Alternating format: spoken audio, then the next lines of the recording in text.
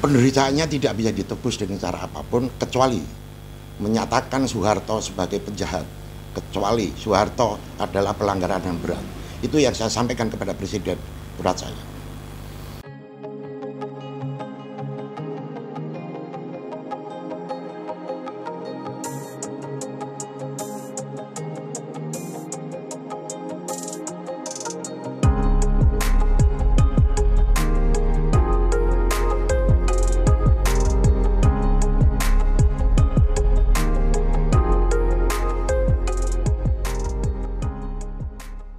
Apa dosa anak-anak ini?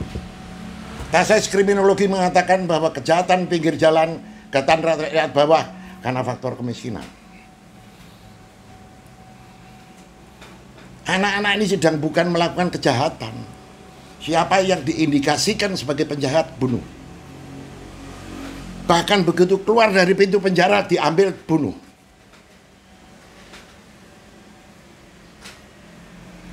Saya kasih contoh konkret, karena ini UNES orang Semarang. Pembunuhan pertama kali di Semarang namanya Repto. Repto itu bukan gali. Saya tahu, saya kenal dia kok. Tapi bekas tahanan politik, iya benar. Tapi dia bukan gali, dia bukan residivis. Ada lagi namanya Slamet Bungko, namanya aja Slamet Bungko.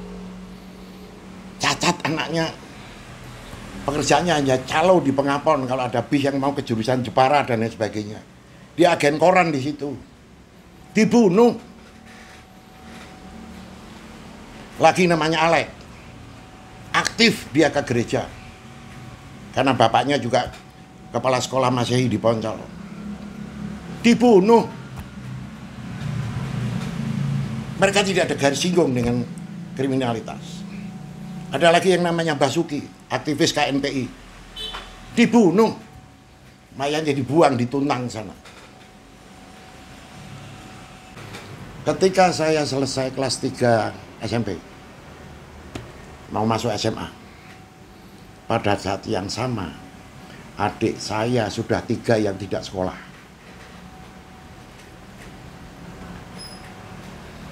Dengan sadar kemudian saya putuskan saya keluar. Saya ambil segala risiko untuk menyelamatkan adik-adik saya yang lain. Demi Tuhan ini benar. Maka adik-adik saya sekolahnya jauh lebih tinggi dari saya. Ada yang sarjana, minimalnya SMA.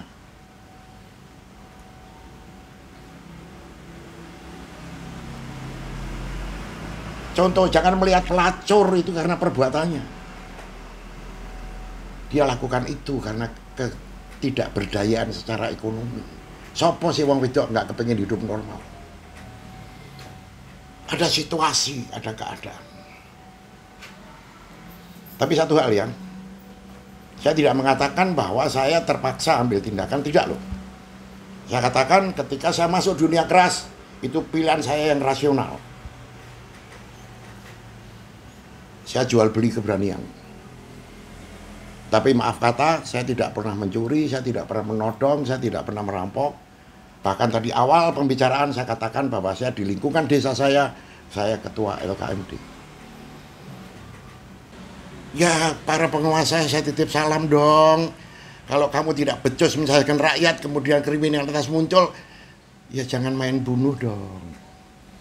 Fakta sekarang kapasitas LP melebihi kapasitas. Siapa yang bertanggung jawab? Satu hal yang paling menarik dalam prakondisi. Anda tahu, anak-anak yang copet biasa nyopet bis malam itu kebingungan. Karena hampir setiap malam terjadi perampokan bis. Hebatnya Sudomo, semua pengusaha bis dipanggil. Saya datang. Karena waktu itu saya juga pengusaha bis. Derajat saya sudah naik. Sudomo malah mengatakan semua bis akan dikawal oleh Laksus, oleh apa.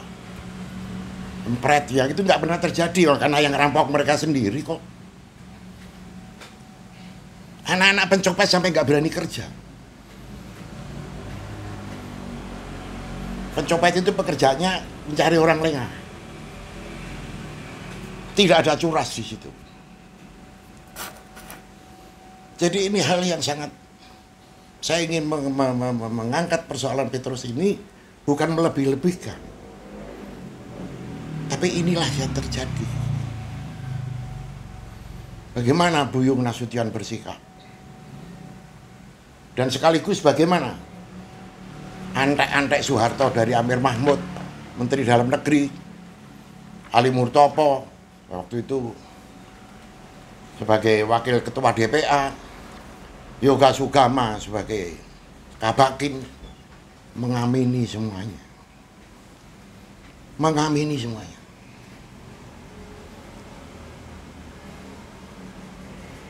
Tidak ada satu orang pun yang berusaha untuk mencegah.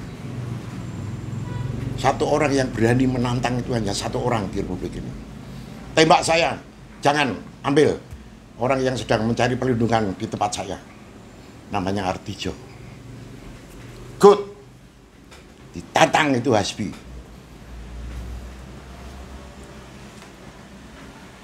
Faktanya seperti itu. Kembali kepada faktor, saya mencoba rekonstruksi tadi. Jangan salah. Saya berani mengatakan bahwa Soeharto menikmati. Jelas dalam bukunya dia. Pikiran, ucapan, dan tindakan saya. Apa yang dimaksudkan dengan tindakan saya? Ya apa yang tercantum di dalam buku itu.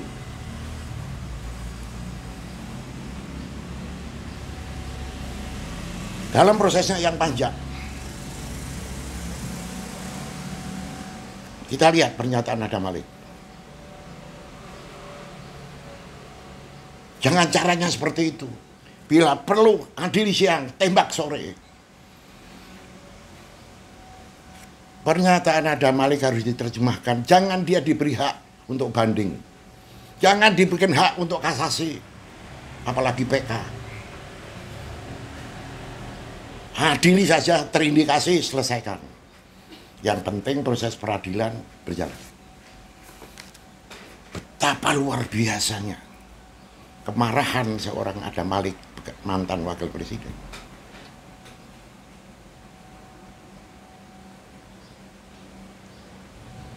Saya agak menyimpang sedikit. Saya mempelajari petisi 50. Salah satu item dari petisi 50, melakukan petisi 50 adalah karena Soeharto menyatakan siapa yang mengoreksi saya berarti mengoreksi Pancasila. Pertanyaan saya, bagaimana Soeharto menerjemahkan pri kemanusiaan yang adil dan beradab dengan menggelar berbagai genosida, terutama Petrus? Saya sampai mencari-cari jawab. Kenapa Soeharto? Apakah dia sakit jiwa? Pastinya tidak. Tapi kenapa sampai melakukan hal yang seperti itu? PKI saja yang ateis, yang membunuh jenderal ada Mahmilo. Gembong-gembongnya dicomot, dikasih pulau. Oke, saya kembali kepada persoalan petisi 50 tadi. Pertanyaan saya itu, dia merasa yang paling Pancasilais, sehingga kalau mengkritisi dia sama juga dengan mengkritisi Pancasila. Soekarno pun tidak pernah bicara seperti itu. Tapi ternyata ketika Soeharto menerjemahkan yang namanya pri kemanusiaan yang adil dan beradab, 3 tahun dia menikmati pembunuhan yang dipajang sedemikian rupa. Persis ini raja-raja Romawi kuno. Persis kelakuannya. Coba lihat. Saya berani jamin 99% yang dibunuh oleh Soeharto tidak sedang melakukan kejahatan. Tidak. Mereka dicomot. Mereka diambil di rumahnya, diambil di jalan, diselesaikan dan dipajang di belantaranya panggung Sandiwara Nusantara. Oke, bicara korban, nggak usah berteori deh. 3 tahun itu 1000 hari.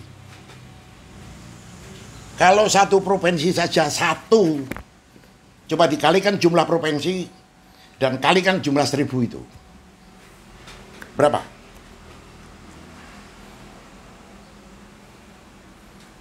Nggak usah kita terlalu banyak teori.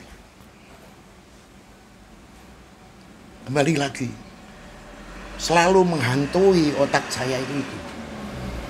PKI yang katanya bulu jenderal disediakan peradilan. Disediakan peradilan. Dikasih pulau sama Soeharto. Yang ini mereka bebas kembali.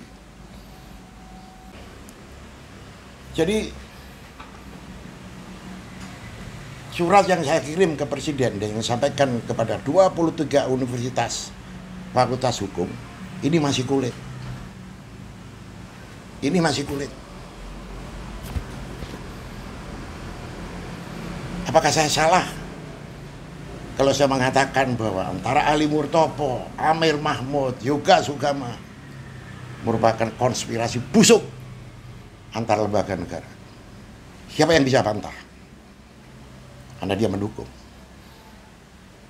Kalau badan eksekutif, badan legislatif sudah seperti itu, kita mau apa? Kekuasaan yang berbicara.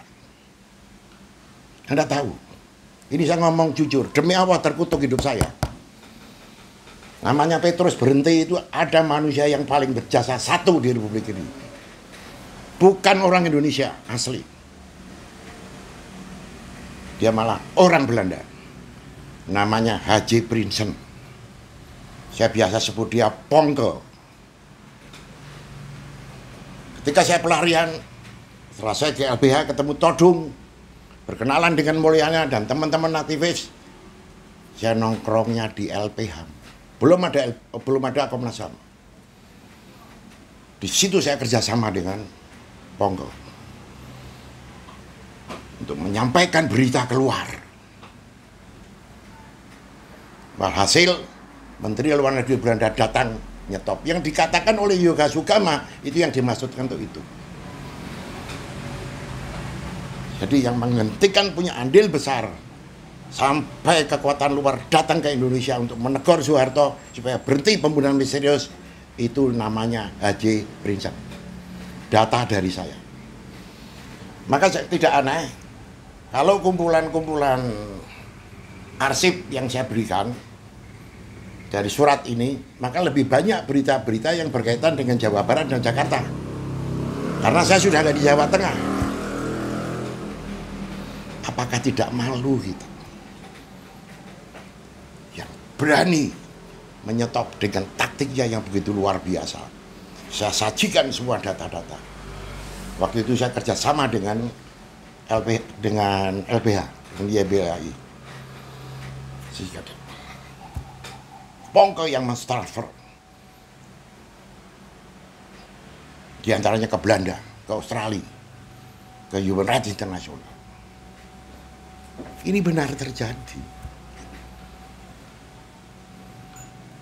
Tapi karena di mana saya bersembunyi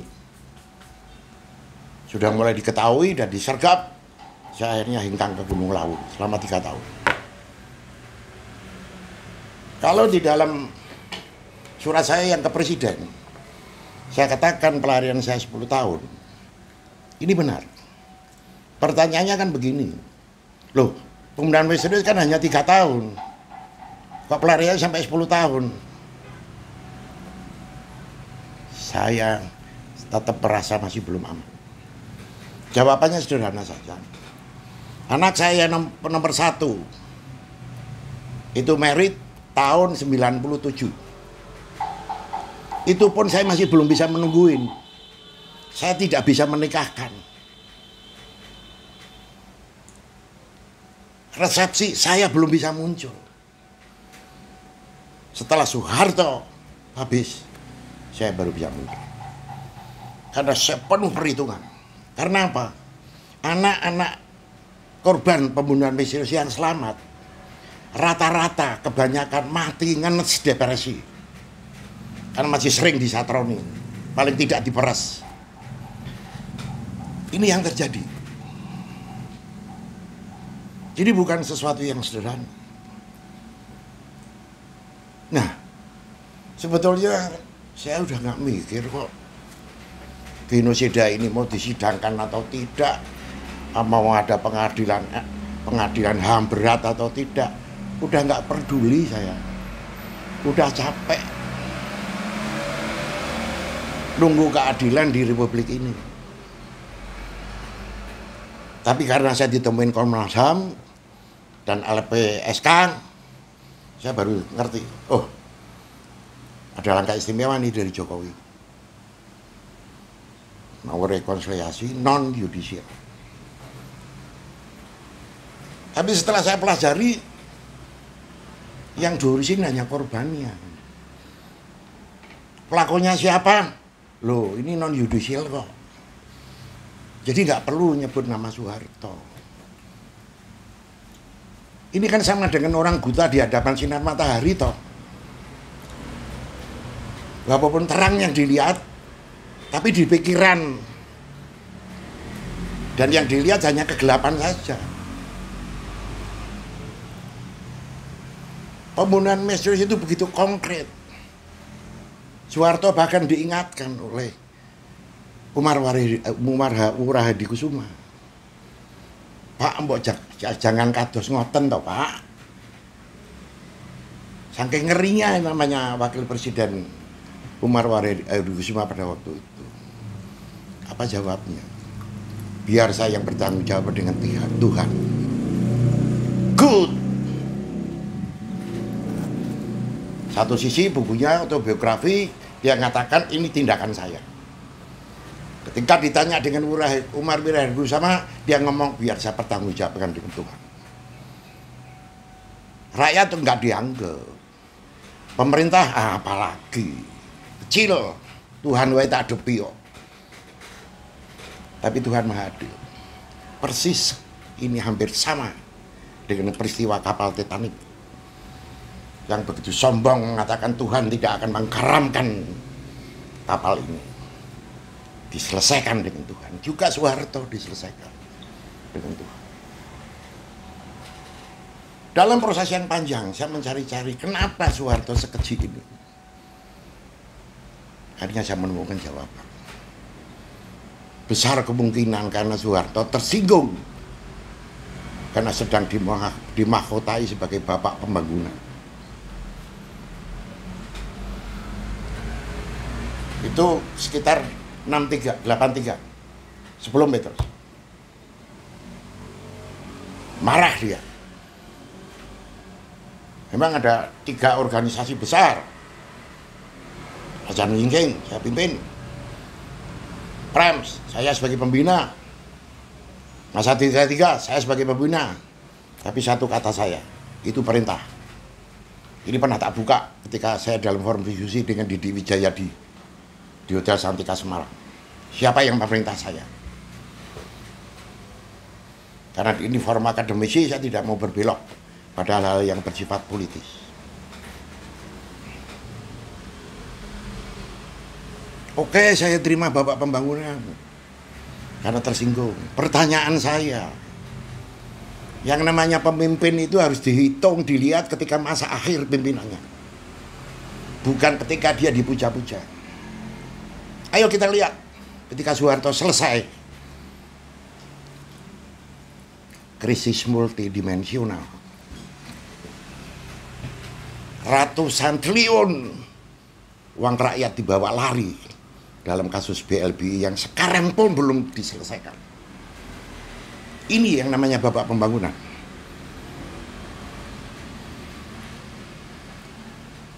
Yang dengar bos, jangan memuja Soeharto bos, faktanya seperti ini bos.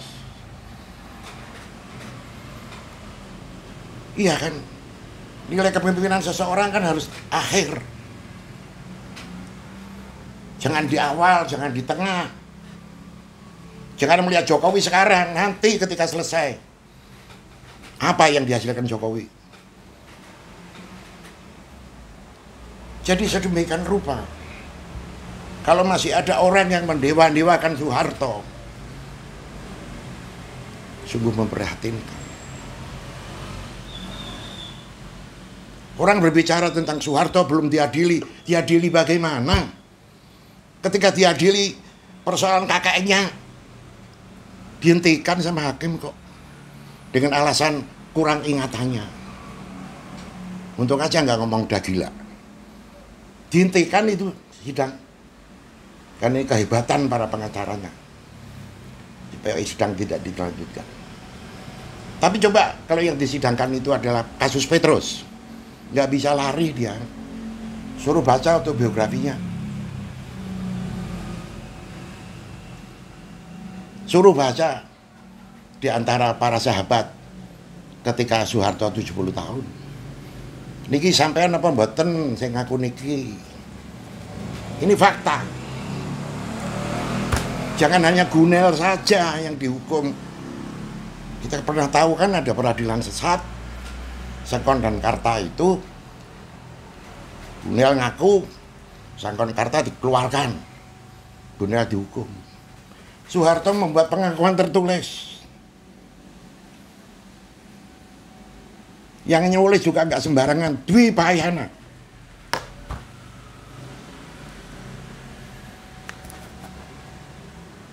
Majelis forum diskusi yang saya hormati, saya memang agak stressing sedikit. Ini persoalan serius. Ini bukan persoalan saya.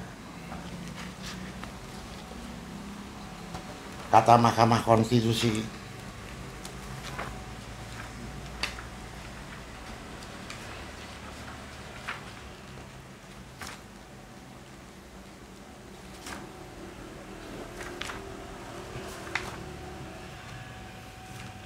bahwa tentang kejahatan kemanusiaan itu bukan persoalan individu korban.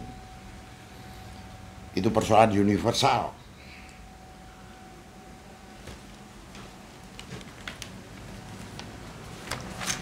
Sebentar Mas.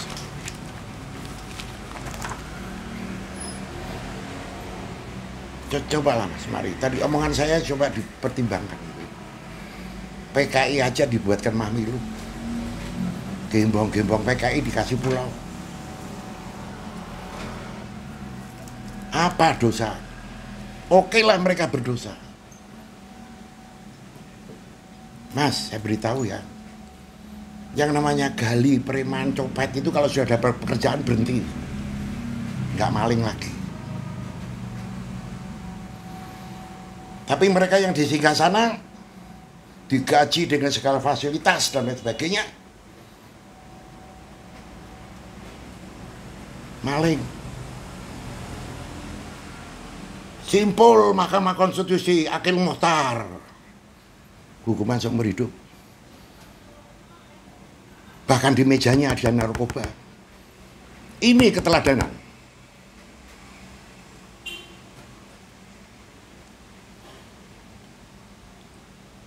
Jangan hanya tajam ke bawah. Kemarin katanya siapapun yang mengkorupsi dana bansos dan sebagainya, hukum mati. Berapa miliar itu Yoyari korupsi? Nggak ada yang dihukum mati. Setia Novanto juga nggak dihukum mati. Seumur hidup pun juga tidak. Jangan salah pengertian. Rakyat kalangan bawah tahu masalah ini. Jangan dianggap kita itu tidak tahu.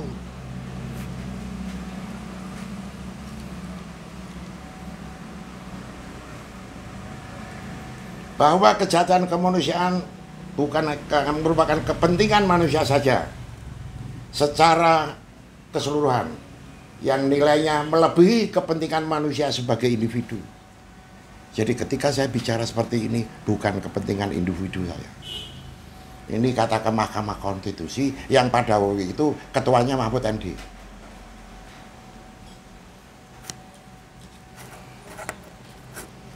Kalau Pak Mahfud mengatakan bahwa untuk mengadili persoalan pelanggaran HAM berat Petrus sudah tidak ada saksi, salam hormat untuk Pak Mahfud. Ini saksi korban. Surat yang saya sampaikan kepada Presiden pun sampean saya kasih tembusan. Silakan dipelajari.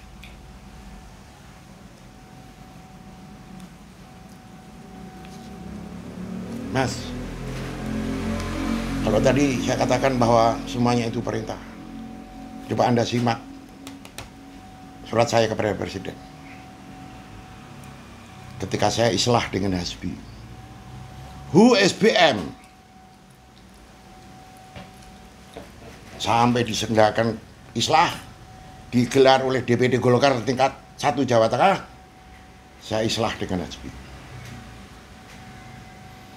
Kalau saya kira PC, saya bajingan tengek, itu tidak akan terjadi. Ada apa di balik itu? Bukan dalam forum ini untuk saya jelaskan. Tapi toh begitu, Mas. Ketika Hasbi di penjara, anak-anak di dalam itu laporan ke saya. Dan bagaimana dan ini Hasbi dan saya datang ke penjara. Saya kumpulkan itu dari foreman, tamping, kepala kamar. Saya ngomong sama mereka, kau sentuh Hasbi, kau aku selesaikan.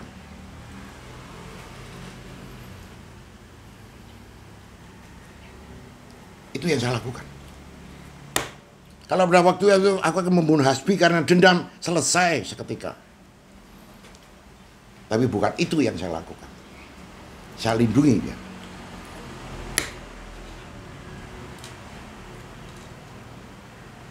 Ini fakta. Saya konsisten. Saya sudah islah dengan Hasbi. Dan saya tidak salahkan Hasbi. Karena tidak ada prajurit yang salah. Kecuali panglimanya. Siapa yang ambil keputusan? Hasbi itu wayang.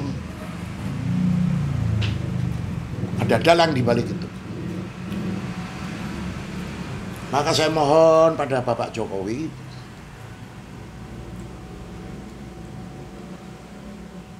janganlah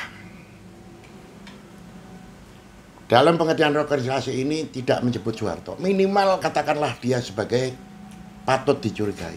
Karena apa? Jangan merendahkan martabat kejahatan kemanusiaan sama sederajat dengan korban tabrak lari. Ini kan mau turunkan derajat kalau tidak menyebut siapa pelakunya. Seperti korban tabrak lari, korbannya dikasih asuransi, tapi ketika kita tanya siapa pelaku saya, nggak tahu. Padahal KTP, SIM, STNK, mobil ditahan di kepolisian, tapi tetap ngomong nggak tahu. Ayo jajak pendapat seluruh Indonesia. Siapa pelaku kejahatan HAM berat masa lalu? 99% pasti akan ngomong Soeharto. Sekedar aja yang saya kutip di dalam buku saya ini. Pemahaman kejahatan HAM masa lalu.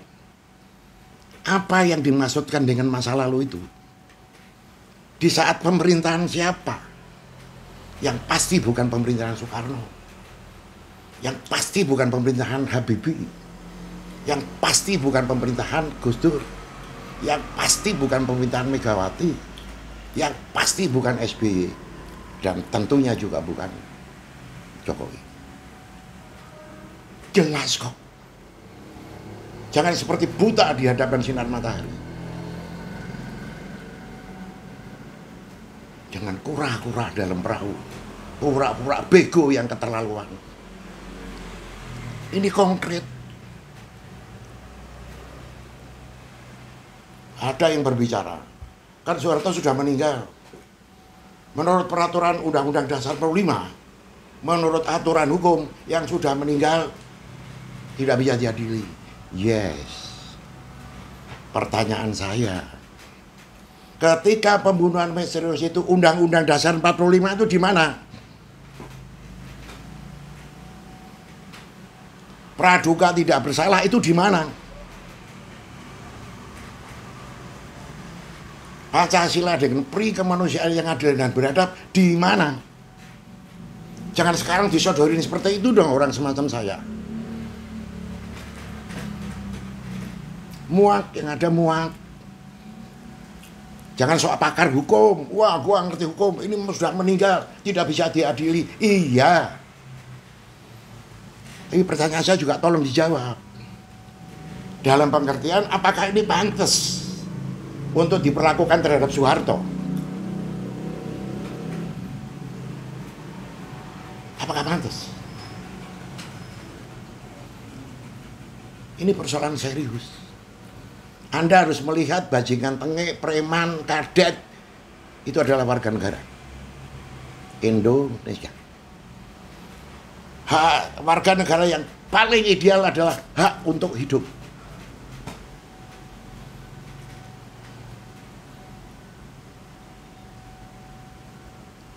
Mohon maaf, saya bukan ahli hukum. Sekolahku telo. Tapi saya dibentuk oleh peradaban. 7 peradaban. Bung Karno sampai Jokowi. Terus terang, termasuk 23 dokumen yang saya serahkan kepada universitas. Sebetulnya saya mau cek sound saja itu. Maka saya memberikan hormat kepada UNES yang merespon. Tepuk tangan untuk UNES. 22 yang lainnya belum ada satu surat pun yang disampaikan ke saya. Entah sudah saya terima, entah terima kasih sebagai bahan studi. Mohon maaf mas, orang seperti saya nggak butuh kok. Kalian semua nggak butuh bela saya kok. Saya sampai bisa mendidik anak-anak saya sampai jadi dokter dan sebagainya, tidak ada yang bela saya kok. Saya bisa hidup sampai sekarang ini karena Tuhan. Sing becik ketitik, sing Allah ketoro. Itu ungkapan kata yang saya ungkapkan di dalam naskah saya yang berkaitan dengan HSBI. Nyatanya apa? HSBI di penjara mas, korupsi mas. Ojo sok suci sampean niku nggih padha wae mas. Modus operandine sing beda mas, aku ngerti.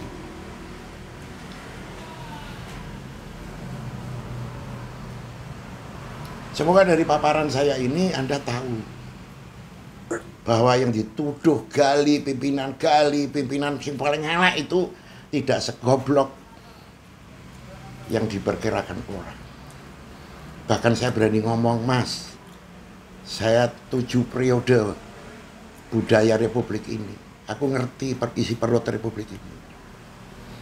Persoalan pelanggaran HAM berat diadili atau tidak bukan soal hukum, itu soal politik. Saling tarik-menarik.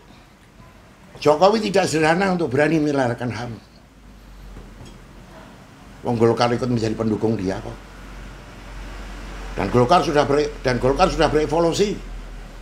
Jadi Nasdem, jadi Demokrat,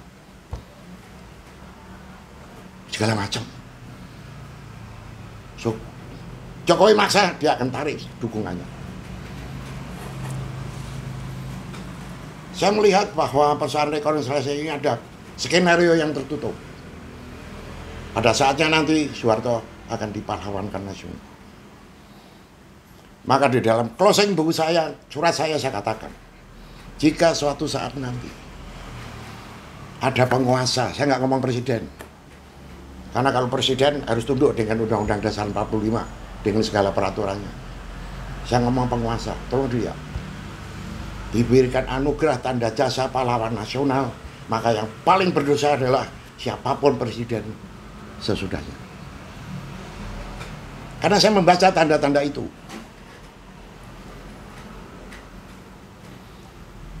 Dari mana? Ya ini diturunkan derajat pelanggaran HAM berat, genosida, semua genosida disetarakan dengan kecelakaan lalu lintas tabrak lari. Ada korbannya tapi pelakunya ora digoleki, nggak mau dikatakan. Korbannya yang mati atau cacat seumur hidup cukup dikasih asuransi. Entah itu jasara harja atau dan lain sebagainya. Kan ini kan sebetulnya yang terjadi. Jangan berteori lah. Ini yang terjadi. Dan itu bukan hal yang tak mungkin. Kalau surat-surat saya ini pun tak sampaikan ke universitas, khususnya dekan Fakultas Hukum, saya bermimpi, Mas, jangan sampai persoalan genosida yang seperti ini akhirnya menjadi cerita pinggir jalan, hanya cerita rakyat pinggir jalan, seperti Babat Singosari. Jadi cerita legenda aja, bagaimana Kenarok membunuh Tunggal Metung, kemudian dia jadi raja. Udah hanya sampai di situ aja. Bagaimana kelakuan Tunggal Metung orang ngerti. Jangan sampai itu terjadi. Bahwa persoalan genosida, kejahatan kemanusiaan Soeharto, jangan sampai akhirnya nanti hanya jadi potret cerita rakyat pinggiran. Ini tanggung jawab sampean semua sebagai intelektual, sebagai akademisi. Jadi tujuan berkas surat saya yang kepada Presiden saya sampaikan kepada universitas benar-benar untuk bahan studi. Sebagian tadi sudah tak oncein. Oke, harga sampai saya turunkan. Kalau pemerintah tidak berani mengatakan bahwa itu pelakunya Soeharto, tolong katakan yang patut dicurigai. Kena jejak, khususnya buku Soeharto atau biografi, dan bukunya Di Antara Para Sahabat. Hebat kok dia kok. Soeharto itu gentleman loh.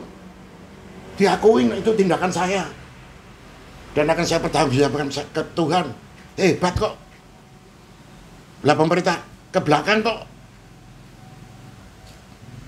malah tidak menghormati kejujuran Soeharto. Ini kan aneh. Malah mau menurunkan derajat persoalan pelanggaran HAM sama dengan korban kecelakaan lalu lintas tabrak lari. Sing diopeni hanya korbannya, tetap nganggo duitin negara, jasa asuransi, kan begitu. Tapi korbannya ora weruh. Iya, jangan seperti itu. Ayo, berani jujur. Soeharto sudah ngakoni kok. Dari semua kejahatan HAM berat masa lalu, yang paling konkret adalah Soeharto mengakui. Didukung oleh Ketua DPR, didukung oleh Ketua Bakin, didukung oleh Ali Murtopo, Wakil Ketua DPR. Bahkan Ali Murtopo ngomong, sebelum pembunuhan misterius sudah dirundingkan. Tolong dilihat, Petrus adalah dia warga negara Indonesia yang sah, yang dilindungi Undang-Undang Dasar 45. Itu yang saya minta diperhatikan. Oke, mereka salah. Mereka bajingan tengek, oke. Anda tahu, ketika saya lari pertama kali, apa yang saya lakukan? Saya kirim surat ke kepala sekolah anak saya, yang itu masih SD semua. Untuk apa? Saya tidak mau terjadi anak saya didolimi, disudutkan ketika seperti anak-anak orang komunis. Itu yang saya lakukan. Saya berikan semua elemen saya, kemudian saya minta perlindungan.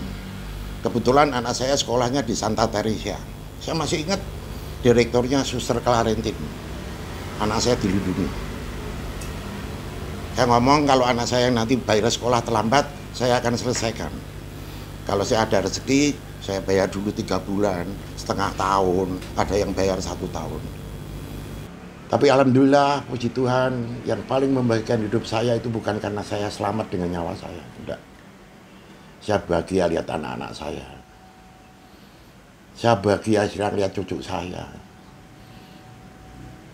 Teknik sipil Undip, Hukum Internasional UI, Teknik Kimia ITB. Itulah generasi yang saya lahirkan. Yang dulu dikatakan manusia sampah. Setidaknya anak saya punya andil di KPU. 2 periode di KPU Jawa Tengah. Juga jadi komisioner KPU. Sekarang 2 periode dia di KPP, punya andil terhadap demokratisasi.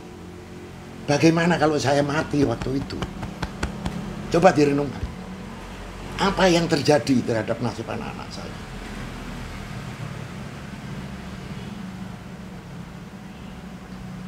Apa yang terjadi dari mereka-mereka yang sudah jadi korban kebiadaban Soeharto terhadap anak keturunannya? Itu yang dilihat. Jangan hitung-hitungan korban. Kalau saya dikatakan bajingan tengah, yes. Saya ateis, saya matani jenderal, dibuatkan mamilu belum? Diadili, dikasih souvenir Pulau Buru sama Harto. Jangan salah.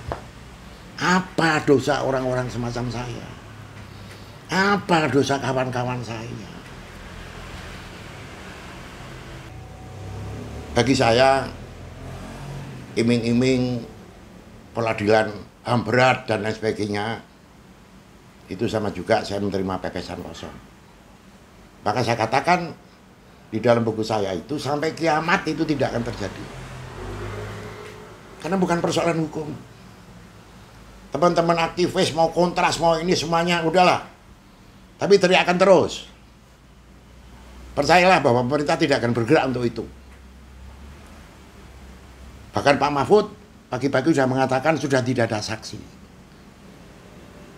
Saya muncul. Ini saksinya. Ini korban. Dan yang tahu banyak. Ayo, gelar. Nggak akan terjadi. Kejaksaan Agung juga tidak akan melaksanakan. Nilai plusnya Rano, risiko politiknya tinggi kok. Kita ngomong apa adanya aja lah.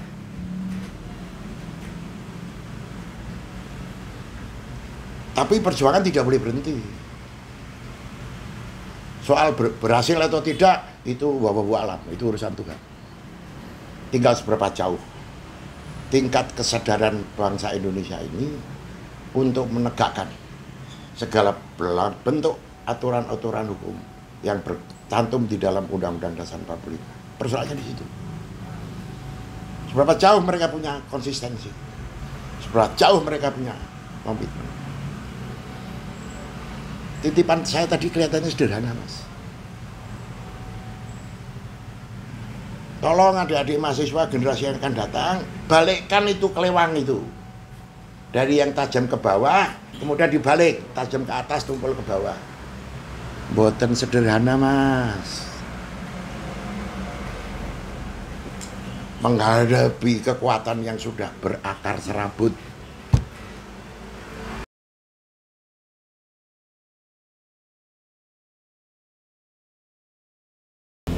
Karena bagi saya, atas nama semua korban pembunuhan misterius, apapun yang akan diberikan oleh pemerintah, apapun bentuknya, apresiasi, itu ibaratnya kita dibeli permen karet. Jadi hanya manis di lapisannya, kemudian pahit untuk ditelan, bahkan lengket di mulut. Penderitaannya tidak bisa ditebus dengan cara apapun, kecuali menyatakan Soeharto sebagai penjahat, kecuali Soeharto adalah pelanggaran yang berat. Itu yang saya sampaikan kepada Presiden berat saya.